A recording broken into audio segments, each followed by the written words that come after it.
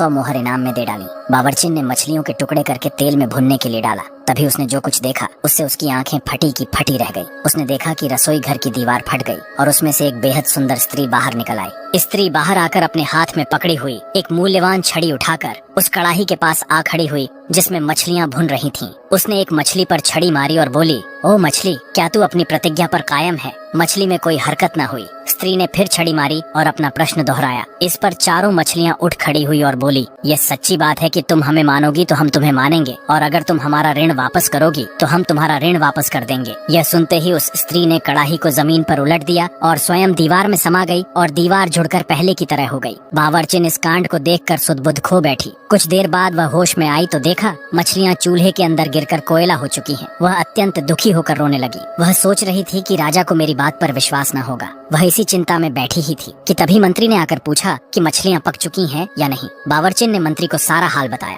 मंत्री को इस कहानी पर विश्वास तो न हुआ, लेकिन उसने बावर्चिन की शिकायत करना ठीक न समझा। उसने मछलियों के खराब होने का कोई बहाना बादशाह को कह दिया और मछुआरे को बुलाकर कहा कि वैसी ही 4 मछलियां और ले आओ। मछुआरे ने दैत्य से किया हुआ वादा तो उसे न बताया, लेकिन कोई और मजबूरी बता दी कि आज मछलियां क्यों नहीं ला सकता। दूसरे दिन मछुआरा फिर उस तालाब पर गया और उसी प्रकार की 4 रंगों वाली मछलियां उसके जाल में फंसी। मछलियां लेकर वह मंत्री के पास पहुंचा। मंत्री ने उसे कुछ इनाम दिया और बावर्चिन के पास मछलियां